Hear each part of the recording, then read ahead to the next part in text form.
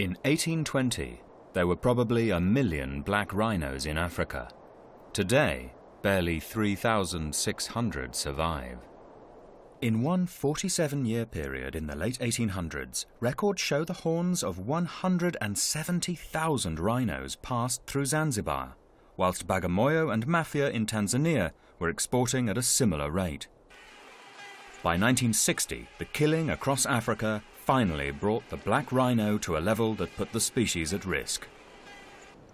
Rhinos were being exterminated because people living in the East had, for 1,000 years or so, believed in the medicinal properties of rhino horn, skin, bone, and urine. Scientific analysis proves there is little medicinal value in any rhino product, and it's an unfounded myth that rhino horn is an aphrodisiac. Today, there is a greater threat to rhinos. During the time of the huge increases in oil revenue, Yemenis were repatriating as much as $1 million a day from working in Middle Eastern countries. Many more Yemenis were now able to afford what they saw as the status symbol of all status symbols, a dagger with a rhino horn handle valued in thousands of dollars. After the handles are cut from the horns, the chippings are sold to China. Then the word everyone is waiting for comes in. The Rangers report they have caught up with the second bandit. At this stage, it's still unclear what has happened. The main concern is, are all the Rangers safe? As soon as the commanding officers arrive at the scene, the Rangers report the bandit fired at them from concealment. He's dead. His gun will no longer be used to destroy people and wild animals, and he's paid the ultimate price. There they are. The horns from the dead rhino. Value when they reach the international market more than 3 million shillings. The loss to Kenya, many times that. This bandit was sentenced to 23 years in jail for killing the rhino. The Kenya Rhino Management Plan has advocated for years that KWS, police, customs and the judiciary should cooperate to stop poaching. A poacher receives only a fraction of the price on the international market. But every time a rhino dies, Kenyans, who benefit from rhinos in many areas, lose part of their future forever. In the Shoshluwi Umfolozi Game Reserve in KwaZulu-Natal, South Africa, that dedicated effort required for rhino conservation has paid off in a remarkable way. In 1900, there were only 50 to 70 white rhinos left, where once there had been thousands.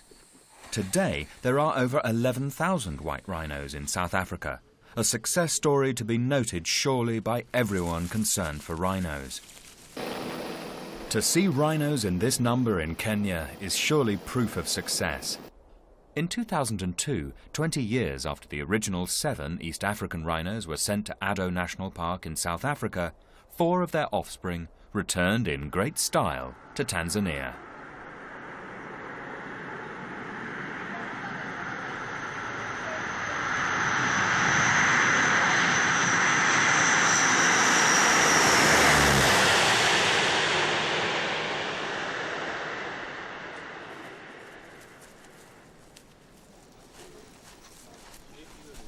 The importance of these rhinos to Tanzania is such that the government has taken steps to upgrade Mkomazi Game Reserve to full national park status, thereby giving the rhinos maximum protection.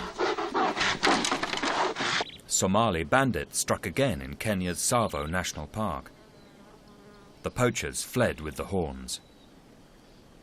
KWS patrols intercepted the bandits. 2 bandits died in a bloody shootout. But this time, the reality of what it means to be a KWS ranger protecting Kenya's wildlife was brought home to everyone involved in the struggle against the armed bandits threatening the country's elephants and rhinos.